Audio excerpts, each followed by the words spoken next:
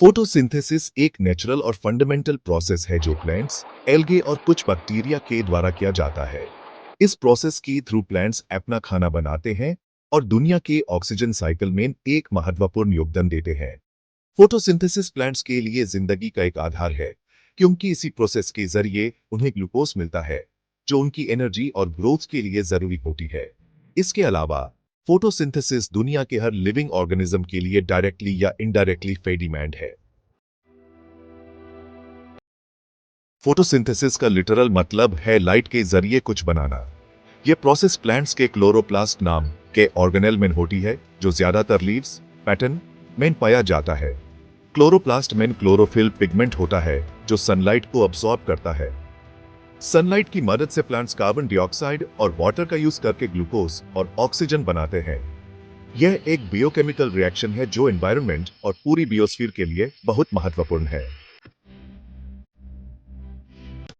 Photosynthesis को समझने के लिए हमें इस प्रोसेस की बेसिक एलिमेंट्स और स्टेप्स को समझना होगा।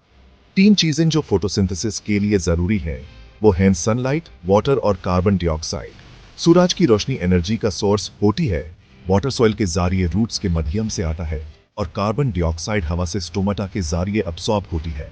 प्लांट्स इन तीनों एलिमेंट्स का उपयोग करके ग्लूकोज बनाते हैं, जो उनकी एनर्जी और मेटाबॉलिज्म का बेस है। इस प्रोसेस में ऑक्सीजन गैस का भी प्रोडक्शन होता है, जो एनवायरनमेंट में रिलीज होती है और हर लिविंग ऑर्गेनिज्म के लिए सांस लेने के लिए जरूरी है। फोटोसिंथेसिस दो मेन स्टेप्स में होती है।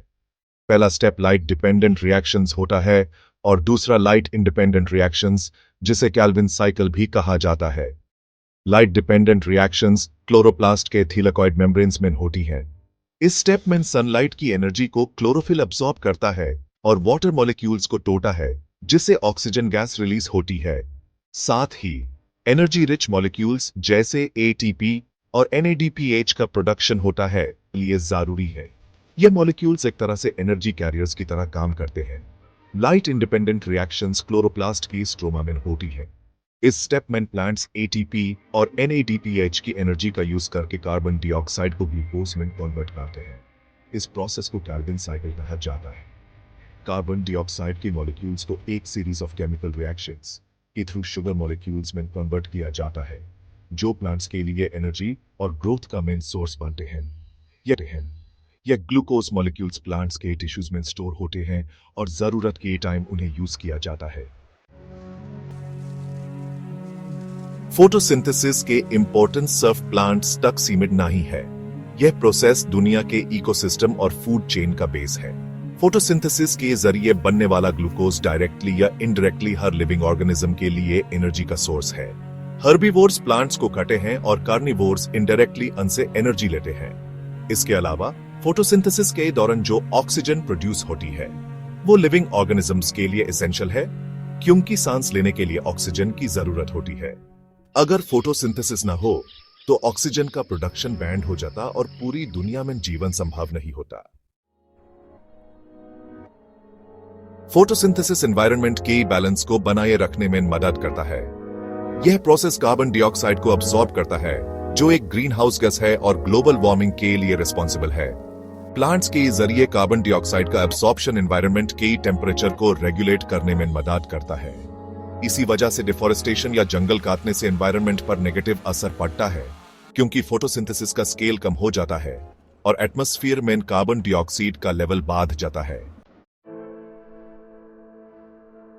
फोटोसिंथेसिस के अलावा प्लांट्स और एनवायरनमेंट के बीच एक और इंटरेस्टिंग रिलेशनशिप होता है।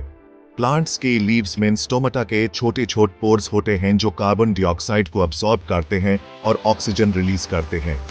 यह स्टोमाटा प्लांट्स के ट्रांसपिरेशन प्रोसेस का भी हिस्सा है, जिसमें प्लांट्स अपने लीव्स से वाटर वेपर रिलीज करते हैं।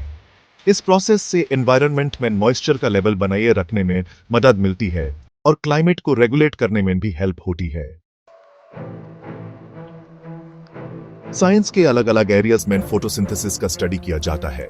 साइंटिस्ट्स नए तरीके डेवलप कर रहे हैं जिससे इस प्रोसेस को और समझा जा सके और इसके एप्लीकेशंस ढूंढे जा सकें। आर्टिफिशियल फोटोसिंथेसिस एक ऐसा कॉन्सेप्ट है जिसमें ह्यूमंस फोटोसिंथेसिस का मिमिक करके रिन्यूएबल एनर्जी सोर्सेस डेवलप करने की कोशिश कर रहे हैं। यह एक प्रॉमिसिंग एरिया है जो फ्यूचर की एनर्जी क्राइसिस को सॉल्व करने में मदद कर सकता है। फोटोसिंथेसिस का रोल एक सस्टेनेबल इकोसिस्टम बनाने में भी महत्वपूर्ण है। अर्बनाइजेशन और पोल्यूशन की वजह से एनवायरनमेंट पर नेगेटिव इंपैक्ट पड़ रहा है, लेकिन अगर ह्यूमन इस बैलेंस को मेंटेन रखना है तो ह्यूमन फोटोसिंथेसिस को सपोर्ट करना होगा। इसके लिए ट्री प्लांटेशन और डिफोरेस्टेशन को रोकना एसेंशियल है। जितने ज्यादा ट्रीज होंगे उतना ही एनवायरनमेंट का बैलेंस अच्छा रहेगा और ऑक्सीजन का लेवल मेंटेन रहेगा। इन कंक्लूजन, फोटोसिंथेसिस एक नेचुरल वंडर है जो न सिर्फ प्लांट्स को जिंदा रखता है बल्कि पूरी बियोस्फीयर को सपोर्ट करता है। यह प्रोसेस हर लिविंग ऑर्गेनिज्म के जीवन का एक इनडायरेक्ट फाउंडेशन है। ह्यूमन इस प्रोसेस की इंपॉर्टेंस को समझना चाहिए और अपने एनवायरनमेंट को कंजर्व करने की कोशिश करनी चाहिए, क्योंकि फोटोसिंथेसिस के बिना दुनिया में जीवन का एग्जिस्टेंस मुश्किल है।